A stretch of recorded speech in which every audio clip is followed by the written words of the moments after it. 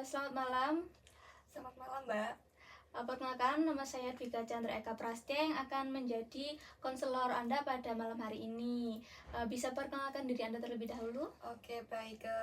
Perkenalkan, saya Diswarna Wilujeng, biasa dipanggil Diswa.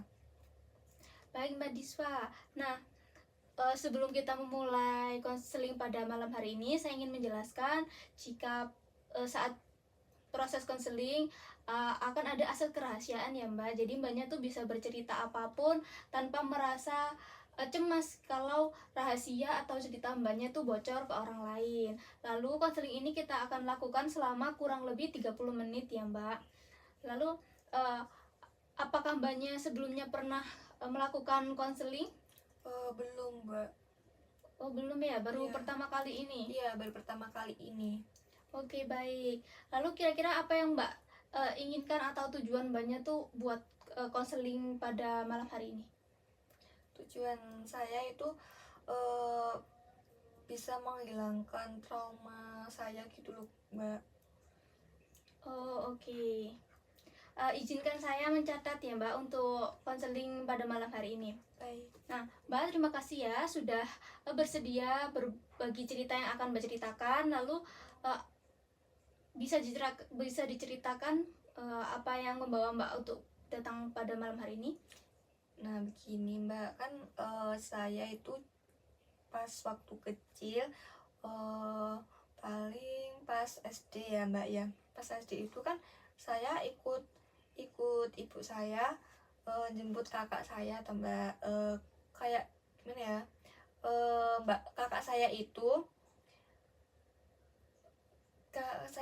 pergi, kalau nggak saya itu pergi ke Malang, terus pulang pulang itu kan naik bis, otomatis kan yang jemput orang tua saya ya, Mbak ya.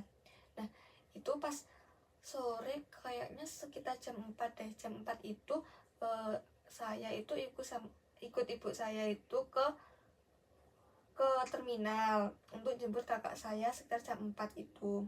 Nah, kan jam 4 itu kan saya sama ibu saya kan pergi menjemput kakak saya, terus menunggu kakak saya itu sampai jam 5 lebih, Kak. 5 lebih. Nah, terus ketika mau, kan jam 5 lebih itu kan mau maghrib ya, Kak ya. Nah, jam 5 lebih itu mau maghrib, saya ibu saya sama kakak saya itu lalu pergi untuk pulang. Nah, ketika pulang itu di tengah jalan itu, belum sampai, ya masih jauh sih, Mbak, sama rumah saya. Itu kayak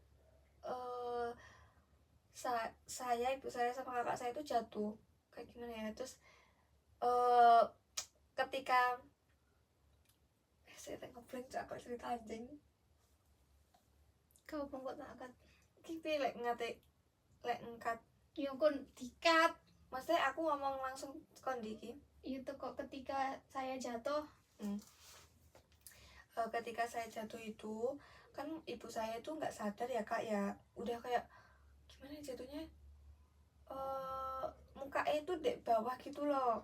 Jadinya kayak udah nggak sadar, sama darahnya itu sudah kemana-mana. Terus kakak saya itu kayak, ini motornya ya, Kak ya. Iya. Terus kakak saya itu sampai di sini gitu loh. Oh. Jadi jauh sama motornya jatuhnya. Terus kalau aku itu jatuhnya apa ya, kecepit deh motor. Oh, ketindian iya gitu. Ketindian. Kaki saya itu kan kena rujinnya, Oh, iya. Nah, itu ketika ibu saya udah nggak sadar itu kan aku dibantuin sama orang-orang terdekat di situ, bantuin sama saya itu sampai kayak udah nangis campur kesakitan, kayak campur sama sedih gitu loh, Kak. Iya. Nah, terus saya itu punya trauma ketika kayak saya itu mau bepergian kemana aja, saya bepergian naik sepeda motor apa gimana gitu. Kalau ketika azan maghrib tuh kayak saya tuh merasa takut, kayak saya tuh keingat, wah, aku lo kemarin pas kecil lo jatuhnya pas maghrib apa yang gini terus gitu, Kak. Terus sama kayak trauma pas lewat daerah situ kan, saya gimana ya, sering ya kayak lewat daerah situ karena saya itu kalau belanja kayak keperluan sembako gitu di apa tuh lewat jalan situ. Jadi kayak aku mikir-mikir, aduh, aku tuh pernah jatuh di sini, kayak keingat saja gitu loh kak. Terus sama kayak keingat cerita-cerita dari orang-orang setempat kalau jalan ini tuh rawan apa gimana gitu. Jadi kayak masih teringat banget gitu kak. Oh, oke, baik. Nah, setelah kejadian itu tuh bagaimana reaksi ibu Mbak? Apakah dia menyalahkan diri sendiri atau bagaimana? Pas itu sih enggak ya mbak, kan jadinya mikirnya itu udah musibah, kan nggak ada yang tahu ya mbak ya musibah itu Iya. datang kapan saja gitu. Lalu selain kamu teringat nih kejadian itu ya, apakah ada hal lain yang berubah setelah kamu jatuh dari motor itu? Maksudnya Selain kamu teringat tentang kejadian itu, apakah ada hal lain kayak kamu mungkin uh, trauma naik motor atau nggak mau dibonceng sama ibu kamu lagi begitu? enggak kak untungnya. Oh, tidak ada ya berarti. Iya. Nah, setelah kejadian itu apa yang orang tua kamu lakukan? Kayak gini, kayak mengingatkan aku sama kakakku itu kalau pas maghrib apa pas pokok pas maghrib gitu loh kak, itu nggak boleh kayak dihindari dulu untuk bepergian atau naik kendaraan. Eh, Suruh nunggu setelah maghrib gitu. Nah, setelah kejadian itu apakah ada hal lain nih selain kamu jadi kayak trauma mau naik motor maghrib-maghrib, nah yang berkaitan juga dengan waktu maghrib? Gini, katanya orang-orang sih kak ya, katanya orang-orang itu saya itu ngingat kayak pamali gitu loh kak. Jadi nih saya tuh ya juga merasa takut ya, soalnya udah mengalami kejadian pas maghrib-maghrib jatuh dari motor itu. Iya, iya. Nah, bagaimana kamu menghindari atau eh, menghindari situasi yang memicu kayak keingatan kamu tentang kejadian waktu kamu jatuh dari motor?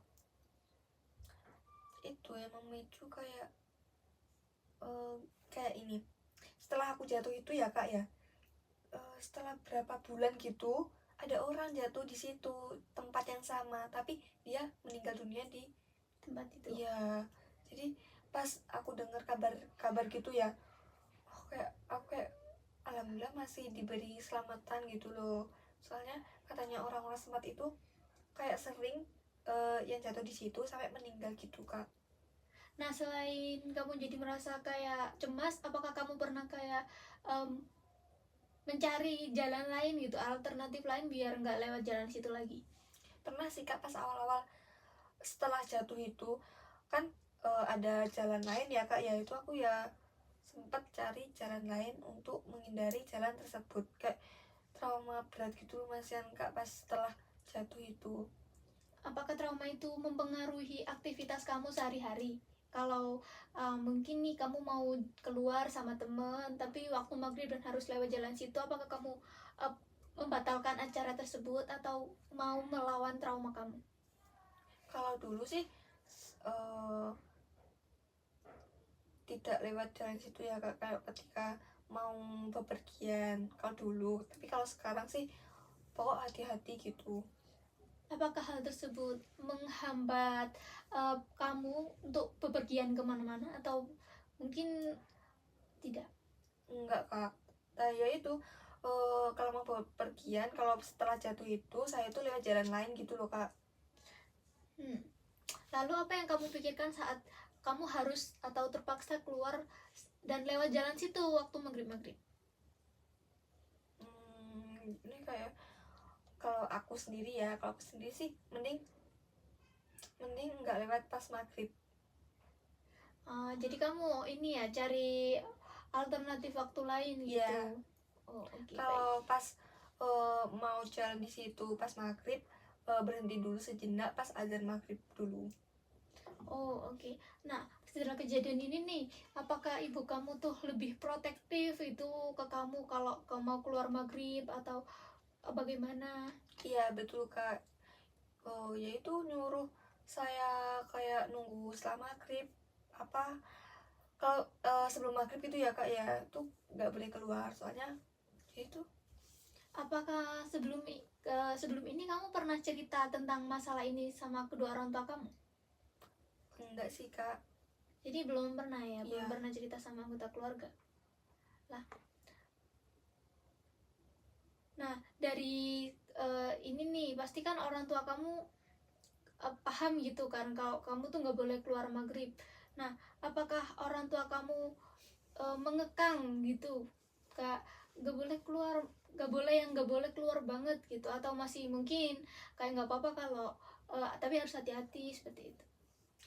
Oh nggak apa-apa sih keluar, tapi ya itu harus hati-hati. Oke. Nah, menurut kamu nih, waktu kamu merasain trauma itu kan, waktu jalan-jalan situ, apa yang kamu pikirkan? Kayak mungkin kamu takut jatuh lagi, atau kamu teringat waktu kamu ngelihat ibu kamu berdarah-darah? Iya sih, salah satunya sih takut jatuh lagi, terus sama keinget pas jatuhnya itu kayak gimana, kayak gitulah, sampai ah, ibu saya itu nggak sadar gitu. Takut aja sih kak. Takut hal itu terjadi lagi Iya, gitu ya? Kamu takut kehilangan orang-orang yang kamu iya, sayang, seperti itu. betul. Nah, kalau kamu pikir-pikir nih, dari skala 1 sampai 10, kira-kira seberapa takut kamu hal itu terjadi lagi? 9 sih kak. 9, tinggi ya berarti ya. Iya, Jadi kamu bener-bener yang takut gitu. iya. Nah, apa kira-kira yang bisa membuat kamu tuh bisa lebih percaya diri, kayak ini nggak mungkin kejadian lagi asalkan hati-hati gitu?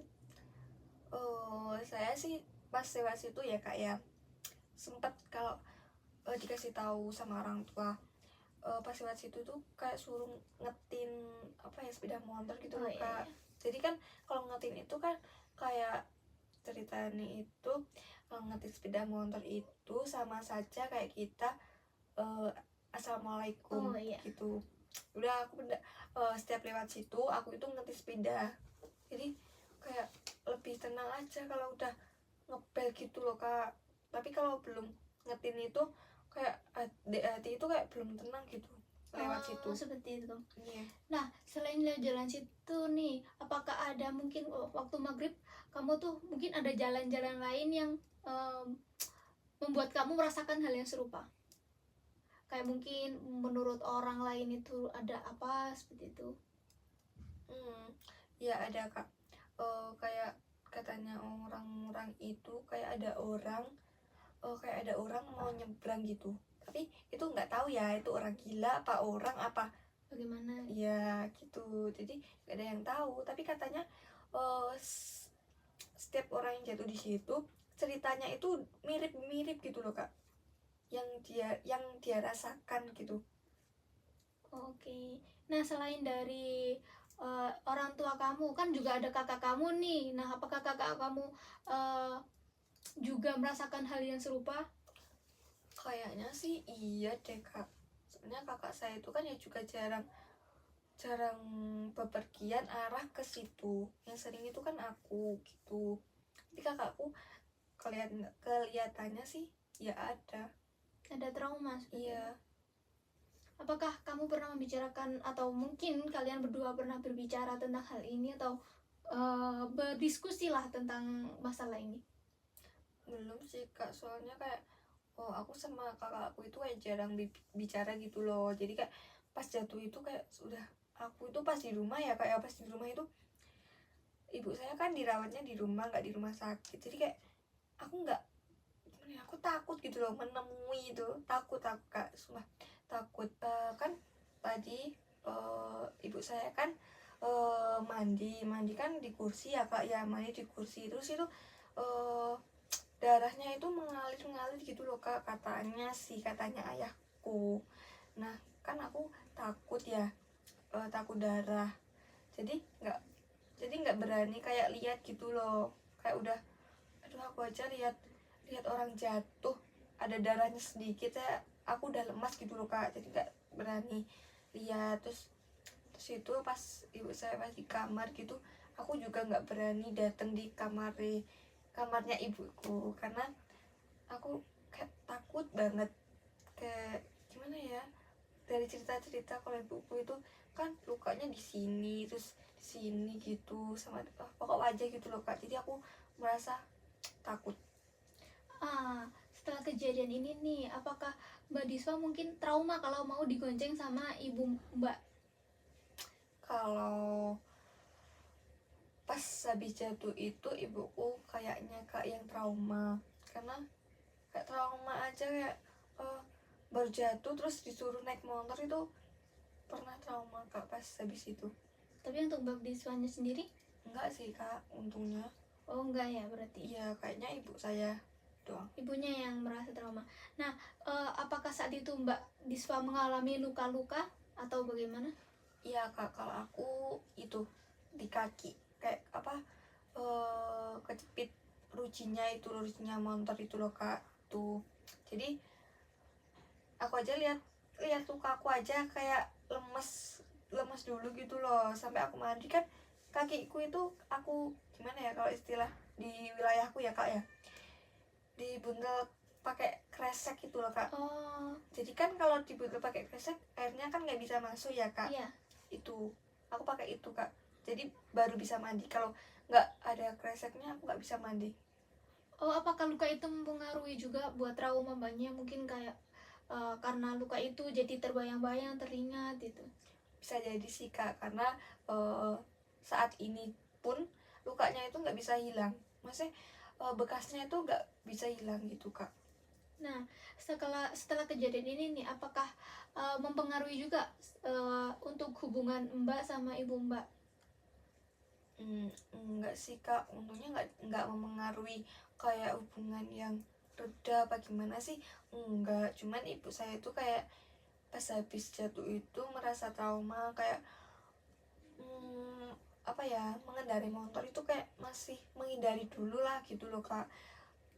Iya gitu, sampai motor yang habis dibuat jatuh itu langsung dijual. Oh, oke, baik-baik. Nah, saat kamu menceritakan nih masalah ini atau trauma kamu pada saya, apa yang kamu rasakan?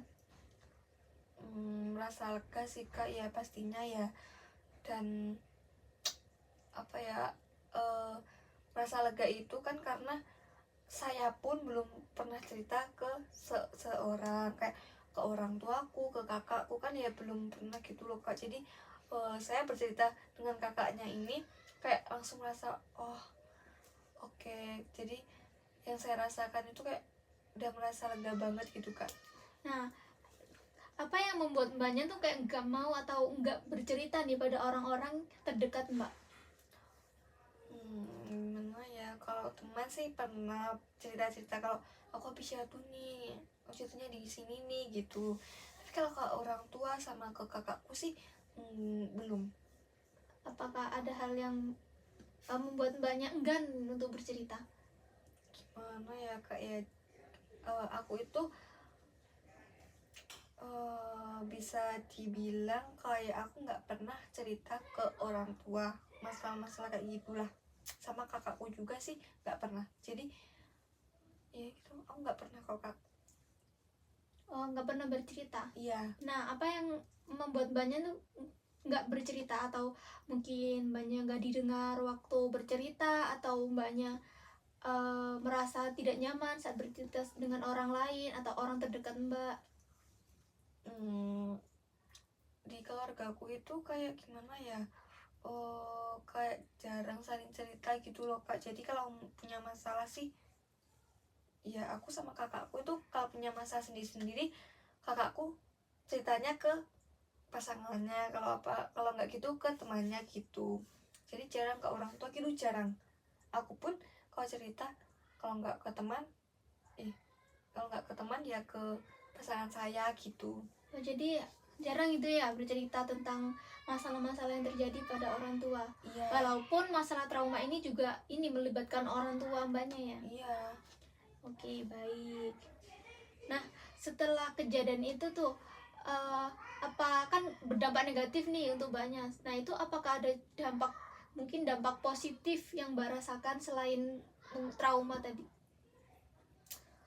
Dampak positifnya sih aku kayak pas mengendari motor, apa sendiri, apa sama temen, apa sama siapa saja, itu kayak aku merasa aku harus berhati-hati eh, apa mengendarai motor itu. Jadi pokok setiap saya mau keluar itu aku berpikiran kayak aku tuh harus berdoa dulu, terus aku harus berhati-hati, kayak ya kan musibah nggak ada yang tahu ya kak ya. Nah jadi kita itu harus apa ya, berhati-hati dulu, meskipun kita udah hati-hati, seseorang yang lain masih belum hati-hati gitu kak. Oh, jadi seperti itu ya. Nah, Mbak Diswa, kan banyak nih merasa trauma saat lewat jalan situ ya. Apalagi waktu itu kejadiannya waktu maghrib ya. Nah, apakah Mbaknya pernah kayak menghilangkan atau mencoba menghilangkan pikiran-pikiran tersebut? Oh iya sih, pernah. Kapan ya kak ya aku lewat situ, ya sempet udah aku hilangin lah kayak perasaan aku yang wah aku takut jatuh ini, aku takut kalau lewat sini, itu aku udah mulai menghilangkan rasa takutku itu.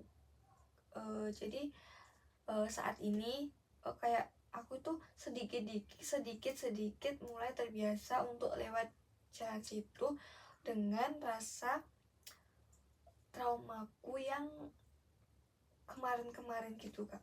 Nah, apa yang Mbak lakukan? Kayak mungkin memikirkan hal lain atau mendengarkan musik atau bagaimana? Memikirkan hal yang positif aja sih kak, karena kan sebelumnya saya tuh lewat situ kan pemikirannya masih negatif ya. Jadi saya tuh mikir saat ini lewat jalan situ sih memikirkan uh, yang positif aja lah. Oh, jadi Mbak membuang jauh-jauh pikiran-pikiran atau mungkin rasa-rasa cemas yang pernah Mbak rasakan waktu lewat jalan situ. Iya betul.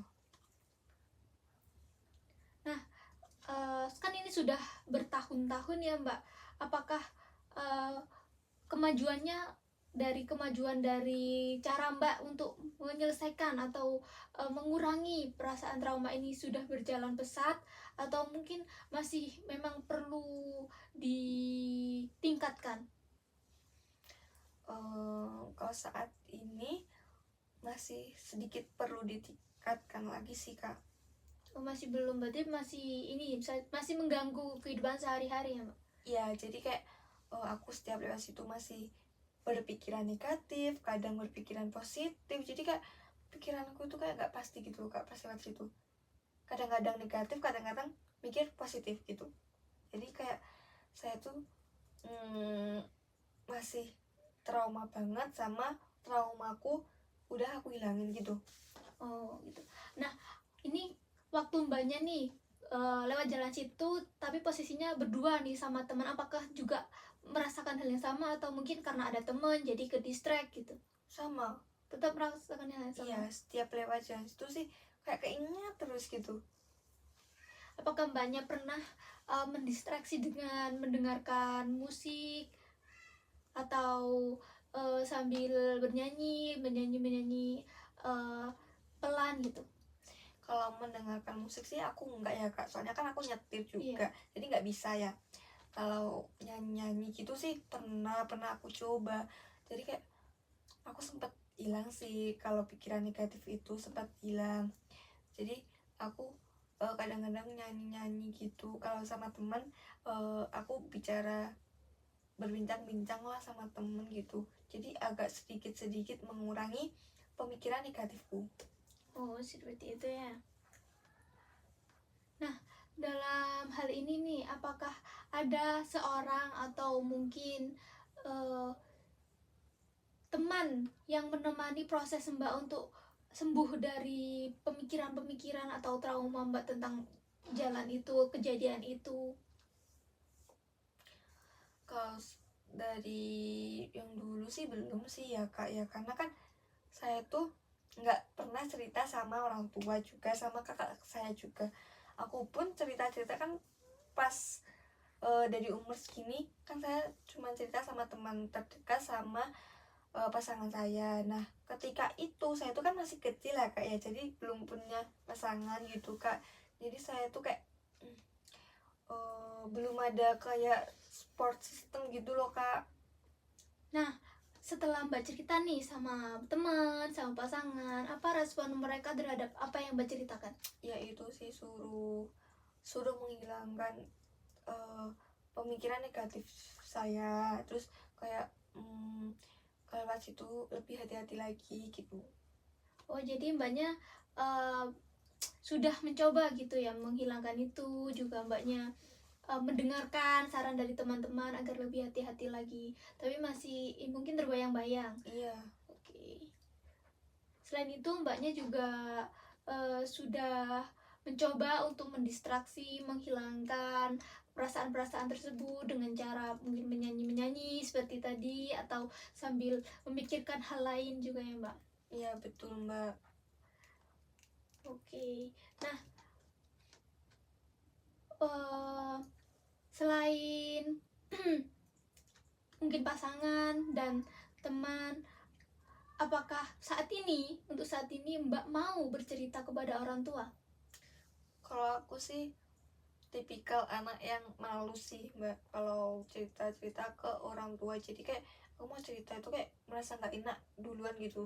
Oh, nggak enak, Iya. merasa kurang nyaman. Iya, sampai kayak aduh, aku mending cerita sama temanku aja lah, sama pasanganku aja lah, timbang cerita sama orang tua gitu. Oh, seperti itu. Iya. Tapi orang tua tapi tetap itu ya support Mbak. Iya, tapi kalau aku mau cerita-cerita ke orang tua sih belum sih kak, kayak aku merasa ya itu malu.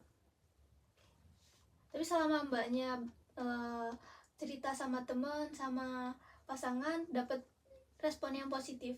Iya, alhamdulillah sih mendapatkan respon positif dari teman ataupun pasangan. Apakah respon mereka juga mempengaruhi Mbak untuk kemajuan trauma Mbak? Iya sih mbak, karena kan